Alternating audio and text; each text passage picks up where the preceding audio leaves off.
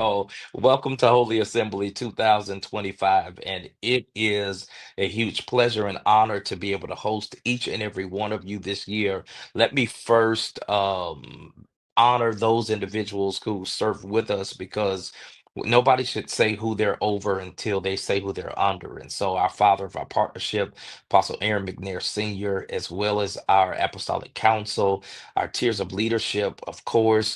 Bishop Ontario Jones, our second presider, and our third presider, Bishop Kimberly Moore, who will be on shortly. I am just grateful that God has given us another opportunity to share in convocation together. It is Holy Assembly where we put the parts together. And this year, it's more than just a shout moment. It's more than just getting together to have good church. We have an initiative to talk about what goes on behind the scenes. I think that there are so many people who maybe um, get defeated in their own minds because they never expected certain warfare or certain challenges, or they never expected the next level to look totally different than what they have experienced before.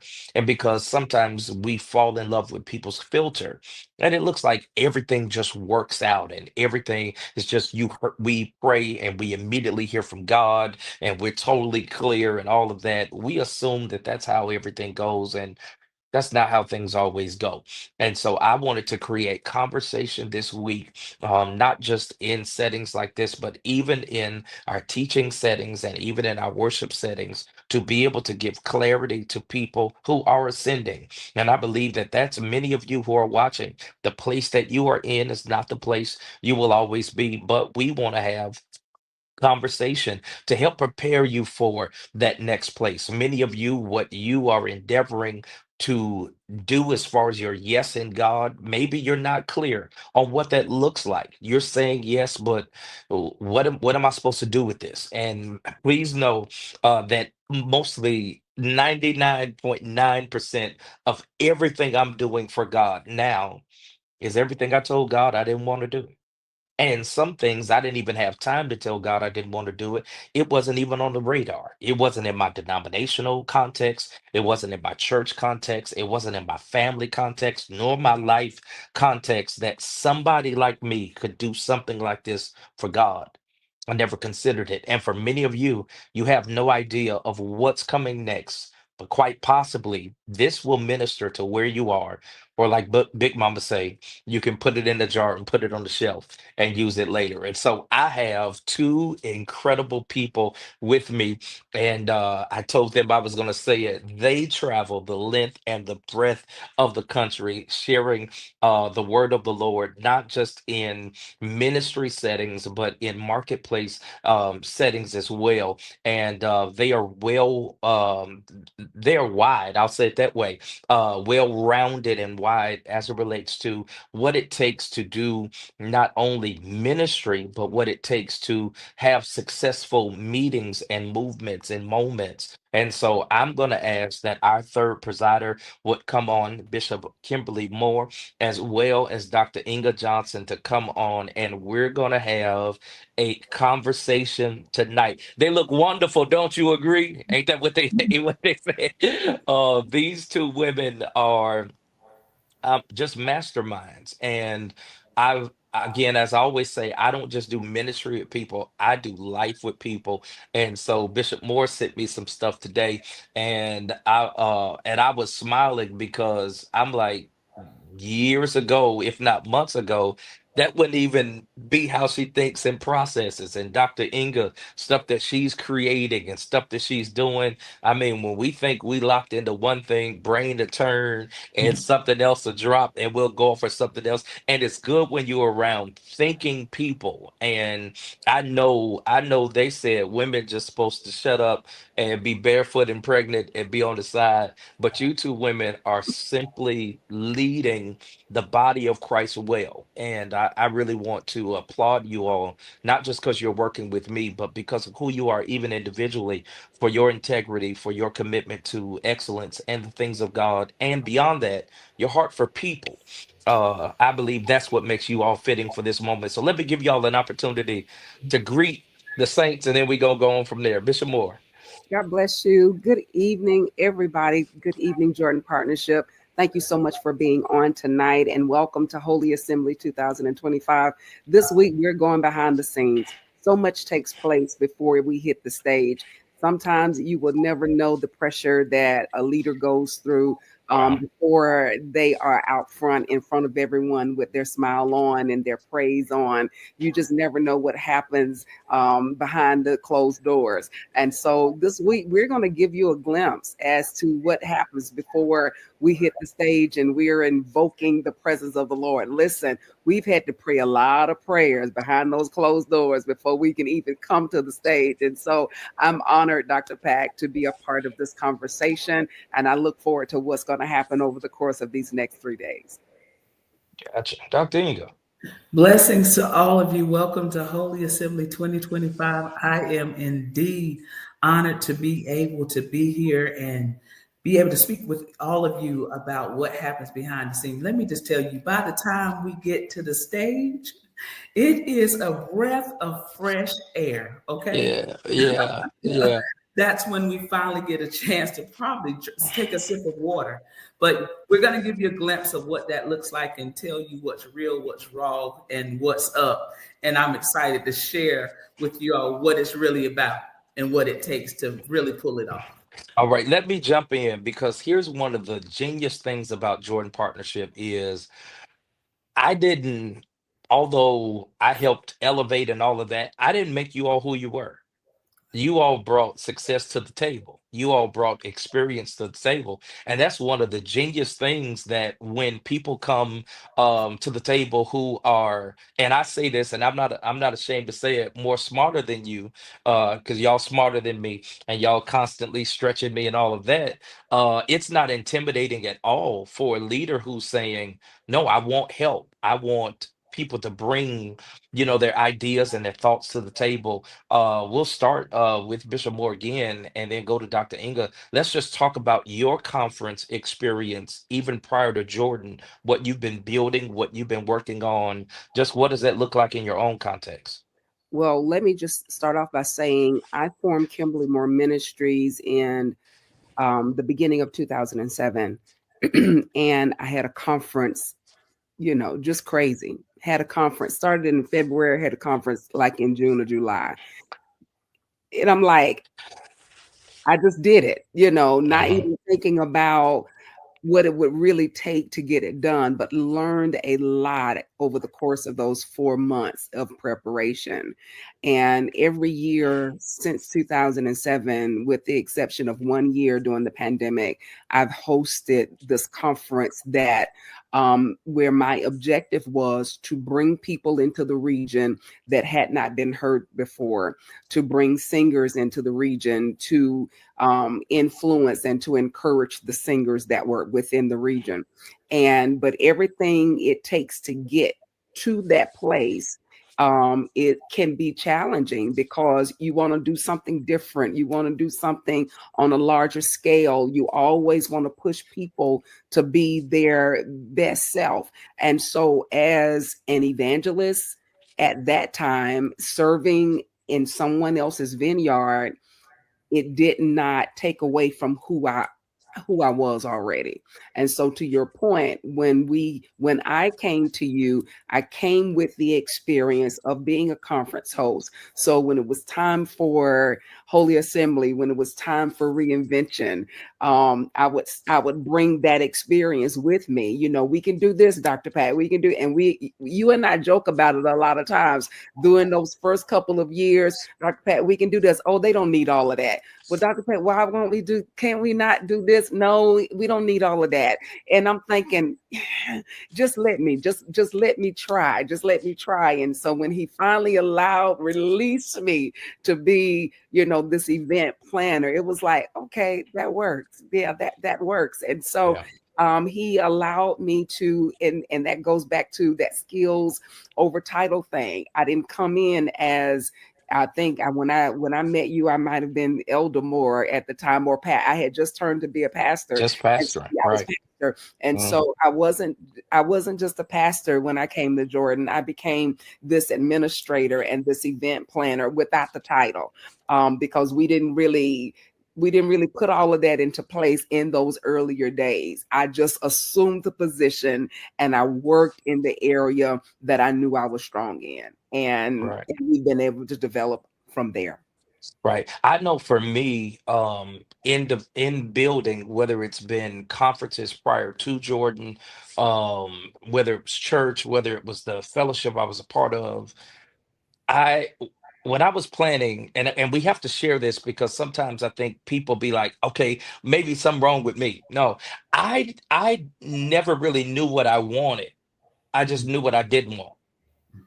And so in preparation, it's like, okay, like as you say, I wanted people that wasn't familiar with the region to be able to come, okay, so I know what I don't want, but what do I want? What does that look like? And trying to figure that out, is a process. Okay, I might enjoy it, but will the attendees Yep. enjoy it? And or this person I have in mind, but can I afford to make that happen? And all of those questions. So speak to that of knowing, again, you got these thoughts in your head because I think people assume that the way we present conference, that was our first thought. And sometimes it's plan B, C, D, E that we have to go to make it work. Because in our mind, we can do it, but when we start executing it, it doesn't flow like that. So speak to that part. There's going to always be a hiccup. I don't care how well you plan. I don't care how long ago you started planning. There will be a hiccup. In my first, can't remember, it's first or the second year. I had invited, this well-known minister. I'm so excited. At the time I was living in South Carolina, but I was hosting in North Carolina. And so as I am getting ready to get out of the door, to drive to North Carolina, to get ready for that night service, I get a call. I can't get there. I can't be there. And I'm like, we are less than 2 hours away from service. What in the world am I supposed to do? Again, I'm still new at this thing. I don't really know a lot of people outside of my own little circle, of influence. And so I have to give a shout out to Bishop Randy Borders. He said, well, I know somebody. I think he's in Charlotte this week. Let me make a call. And he made a call. The man of God came and blessed the house, but it was unavoidable. There was nothing I could do about it. And then when it comes to inviting people in, to your point, you gotta, I don't even want to use the term live within your means, but you gotta be realistic and say, can I really host this individual appropriately? Can I really, without having to break my bank and the ministry's bank?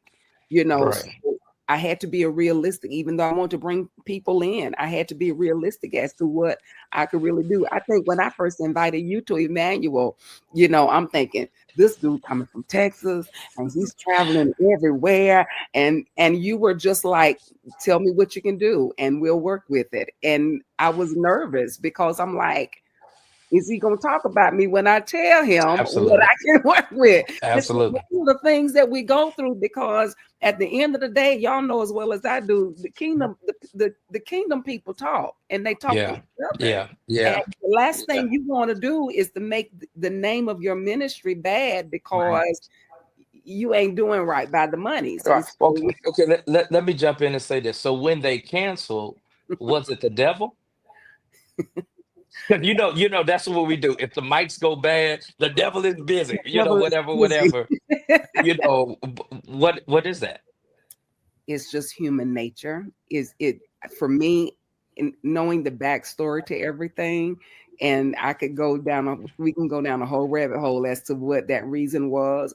But at the end of the day, I had actually grown to resolve to say, it just wasn't meant for him to be there because of the way the Lord moved that night. It was very clear that particular person needed to be there. And so I'm thankful that I have grown to that place, but I was a nervous wreck, but I didn't go, the devil, this is just an attack. No, I didn't go there. Yeah, Dr. Inga, speak to that because, of course, we've had moments and it's like, wait a minute, we did everything necessary. We made the calls, we made the whatever. Then at 11:59 or even 12:01, some happened. Just explain that thought process because you as the host, you want everything to go right. You want to make sure everybody is accommodated, but talk through that because somebody's watching and they saying, wait a minute, does this mean I wasn't supposed to do it? Does this mean I'm the wrong one? Or does this mean I just got to flow? Yeah, so let's have that conversation. So I want to talk about what happens when you, like you said, you do everything right and nobody show up. Oh, so we're going to go there. Mm-hmm. Yeah, I want to talk about that. Yeah. because you know, people look at where we are today, and that's not where it's always been. Right. And so I want to share that because I think it's important that we talk about how do we recover, how do we evolve, and what it took for me. Because I remember inviting my apostle to events, and there were plenty of seats and plenty of spaces there. And when I look back and I do inventory and I say, well, I did this and I did that. But at the end of the day, no, I didn't, because I was copying somebody else's model. Wow. Mm. I was looking at what I got to be looking at what worked for everybody else. Yeah. And not operating in the best version of me. Yeah.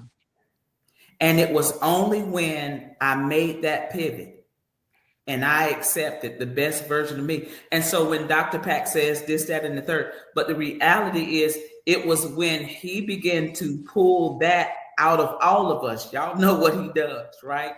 He forces us to look at the authentic version of who we are. And the more I begin to become okay with the best version of me, then that's when I recognize that that's who and what I have to offer everybody else. And that's when things begin to change. And that's when the impact and the influence and everything else begin to happen. And so the reality is, I really want to speak to those individuals that's really struggling with the small and saying, hey, why aren't the numbers there? Maybe we need to take inventory and say, but are you really functioning in your true authentic self, or are you being a copy? Wow. Yeah.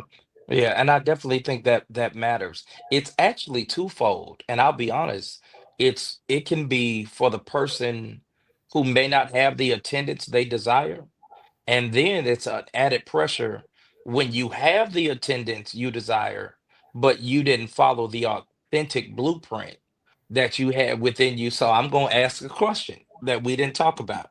Okay. I need both of y'all to tell me, don't use a name, but I need both of y'all to tell me about an experience when you invited someone you wish you wouldn't have invited. Mm. You we talking behind the scenes now. You prayed, this name came up, you was like, okay, this is gonna work. And then some kind of way before, during, or after presentation, you said, Why? "Oh, Why? why? What in the world?" Dr. Inga, you go first. What part do you want me to? What was going on in my head? What's the question, Father? What's the question? What just talk about an experience of inviting someone for an event. Again, you prayed about it, you sold on it, and when they came, it made you regret even inviting them. Yeah, because at the end of the day, they talked a good game. You know, Okay. they presented themselves to be all about ministry and purpose and all of that. And when they got there, it was a hustle, it was a game, and they wanted all of this stuff. It was more so about them than anything else. And it was just horrible. And even they were not even for the people. It was just about them. Everything Yeah. was just about them. And there was no chemistry, there was no connection. It wasn't about ministry. And then you had to fix it because at the end of the day, people came because of your reputation and the expectation that you present. And then it messed up the budget because you had to still be integral. And Right. they had Right. to go back to where they were. And then you had And to that's one of the hardest honorariums to give is for a person that did not handle your baby right. right, That's right, it, right. yeah. Right. And then because we are accountable to our teams and things like that. So then we had to fix it and we had to clean things up and have meetings and do all Wow. of those type of things. So it was horrible. Yeah. Bishop Moore. So I have several, but let me just say to keep it from being, yeah. So I think just all of the extra stuff that's not discussed prior to has been my main discouragement with people. So the one that I'm thinking about in particular, it wasn't and I would just be honest, it wasn't really anything I had to pray a long time about. It was a great suggestion. It worked out. The connection worked out. Yes, they'll come, they'll do your people right and they'll do well and da da da da da. So when it came time, to pick up from, it had to be in a certain type of car, it had to be in a certain color of car. Then when you get in the car, which was an SUV, you get in the car, the air conditioner is too cold. Can you please cut it down? Well, we cut it off. Back there where you are, mind you, it is dead of the heat of summer. And so we cut yours off. Well, yours is still on. Can you cut it down maybe 2 more degrees? And so this is going on the entire time. Then when you get to church, the person that came along with them is running everything, and they want to use their own microphone, and they want to do things the way they want to do them no matter what you said, and they are running everybody including your people. And so my team is looking at me like, you're gonna really let them handle us like this? All right. So that put me in an awkward position trying to be a good host, but yet my team is being treated some kind of way. And then you get up, you minister, you do all the tricks, and it felt like a circus. It felt Yeah. like a circus. And I'm like, when is this going to be over? And then after the fact, you've you got the money. They took the money up off the altar. Then people had to go count the money, and then it was just a lot. You fix food for them. They look at the food you know like it came out of a trash can or something. But we'll just Mm. take a little taste of this. It was a lot, and it left. And I got to go on record and say, if Emmanuel ever cook for you, you stay Right. and eat in Jesus' Right. name. Like, Amen. you don't leave early. You don't give it to the Yeah. birds. You eat that food. Right. We pride ourselves on serving people well, but it was it was a challenge, and it made me feel like, okay, who can I trust with my people? That's how Yeah. I feel like, who can I bring in here and trust to treat my people right? Yeah. And again, what we're saying is not just that they asked for too much, but if what you asked for we agree to and then you go over that, then Yeah. that's when you feel like, okay, I'm being hustled. And I just believe in being kind. That's Yeah. just the person I am. My knowing it doesn't make me arrogant. My position doesn't make me prideful. I believe you touch people, you grit people. It's nobody on Dr. Inga's staff that I don't know, that we ain't hugging, that we ain't talking to. Right. It ain't nobody on KMM, even Emmanuel. And I'm hugging from, I done got rebuked from mothers. I get cake when I go. I didn't talk to ushers and greeters, young people. We get hot. I mean, it takes nothing to be kind, but when we mismanage a moment, that's when it's hurtful. And the reason why I wanted to bring this up, because again, we did pray, and Mhm. we did think about how it will work. But you can do everything in your power to do the right thing, but it doesn't mean they'll do the right thing. Right. Right. Right. And sometimes it's like, do I embarrass them publicly for the sake of the moment? Do I let it slide? Do I teach at another time to explain what happened? What do I do? And there will be people who will host from this conversation who will have to deal with the same thing. And let's be honest, and I think y'all will say the same thing. It's not a one size fits all thing. I'm not. It's every moment Yeah. is different. Speak to that. Every moment is different. Go Go ahead. ahead. Yeah. Literally, it happens. It happens all the time. And at the end of the day, it's just a matter of you just have to just pray about it, and you have to handle your emotions behind the scenes, and Yeah. remember who you are, and remember that at the end of the day, these marketplace streets, you got to remember why you're doing what you're doing, and you got to remember the audience that you're called to and assigned to, and there's certain things you just can't handle on these social media platforms and all of that. It's unfortunate though, Dr. Pack, that sometimes you're the one that they mishandle, but they're the ones that they'll sometimes want to take it to those places. What do we do when they do that? Yeah, that's a part That's too. that's Yeah. because it happens. It's like this entitlement. It's like I want to get you before you get me. Yeah. Yeah. That's that's the part that makes it a little tough when you start hearing they're trying to cover themselves before you get them. All right.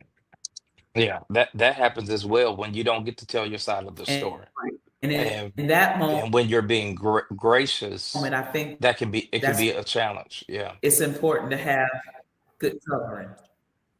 Amen. I Amen. think it's I think it's important to have good covering and good counsel at that point. So in those cases, I go with counsel. Yeah. Let me just say, I had a situation where I had invited someone, and y'all know my church, and the individual was preaching hard, and she was calling herself, kind of winding down and having some real talk, and she cursed. And I don't think she intended to. I think that was just her language flow at the time. And so I saw literally the mother's clutching pearls, down front, and I had to be the one to kind of clean that up, but I couldn't do it at the moment. And so what I had to do was the intercessors, prayer warriors, or whatever, they saw me, really starting to pray. And so once she finished, I had to take over that service and shift it, because it's like the air got sucked out of the room. And so a lot of times when we have people coming in to our situations, again, you may have to be the cleanup person, and it's not a time to be on stage and your emotions about it. You just have to clean it up, shift your service, and keep things moving. Yeah. That's so important. We're preparing for 3 days of amazing ministry. And I think that I've been in certain settings and it's been a huge challenge. But at Jordan, we really don't have like unnecessary challenges a lot. It's just kind of the demand of the moment. But I get excited. Number one, it feels more like preparing for family reunion than Yeah. it feels like preparing for convocation. It's more like I get to see them and they get to be there. It's all of that. but there are some things that we have to deal with, and I know for me, even when I meet with the presiders and say, hey, here's my thing, this is what I'm thinking, a lot of times I know the original thought, but I don't know how it's gonna play out all the way. Like this year, I was like, I want behind the scenes, unscripted, and it's like, okay, what does that look like? Because we still want to get it in, we still want it, whatever, and it's like, but I have this thing that I really believe that that this next year that's coming, and of course, I'm going to give the theme for the new year on that Thursday night. I believe that great things are happening, but so many people are counting themselves out because they don't hear stuff like this. Yeah. So when something does happen, they just like, I give up. It just Yeah. what ain't for me. Instead of, and I think Bishop Moore, you said it's the power